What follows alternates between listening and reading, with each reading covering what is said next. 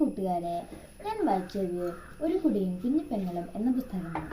ബന്ധങ്ങളുടെയും സ്നേഹത്തിൻ്റെയും ആഴത്തെ വാക്കുകളുടെ ലളിതവും ഹൃദയസ്പർശിയുമായി അവതരിക്കുന്ന കേരളത്തിൻ്റെ പ്രിയപ്പെട്ട എഴുത്തുകാരനായിരുന്ന ശ്രീ മുട്ടത്ത് രചിച്ച മനോഹരമായ നോവലാണ് ഒരു കുടിയും കുഞ്ഞു പെങ്ങളും.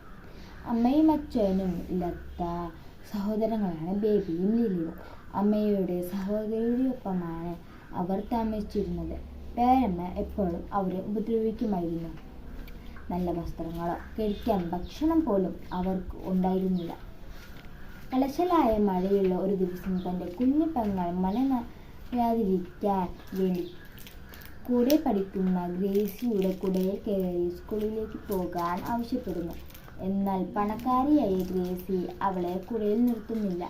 കുടയിൽ കയറ്റാതിരിക്കുന്ന ഗ്രേസിയുടെ തലയിൽ കല്ലെറിഞ്ഞുകൊണ്ട് ബേബി അവൻ്റെ ദേഷ്യം തീർക്കുന്നു.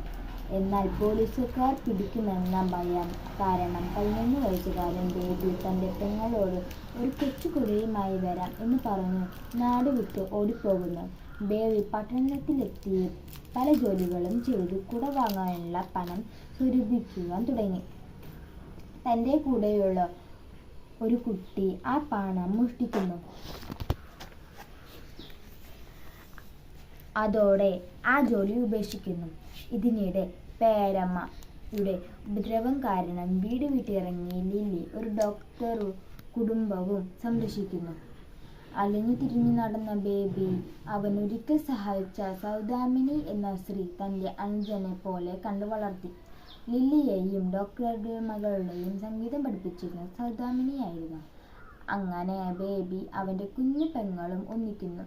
ബേബി മുതിർന്ന് ഒരു ഡോക്ടറാവുന്നു. തൻ്റെ അടുത്ത് ചികിത്സയ്ക്കെത്തിയ ഒരു യുവതിയുടെ രോഗം മാറ്റുന്നു. പകരമായി തനിക്ക് പണം വേണ്ട, പകരം കൈപ്പിടിയിൽ സ്വർണ്ണക്കുരുവിയുള്ള ഒരു കുട മതിയെന്ന് പറയുന്നു. പഴയ ഗ്രേസിയായിരുന്നു ആ യുവതി. തൻ്റെ കുഞ്ഞു പെങ്ങളെ കുടയിൽ കയറ്റാതിരുന്നതിനുള്ള ഒരു മധുര പ്രതികാരമായിരുന്നു അത്. ഈ കഥ നിങ്ങൾക്കേവർക്കും ഇഷ്ടപ്പെടും. നന്ദി.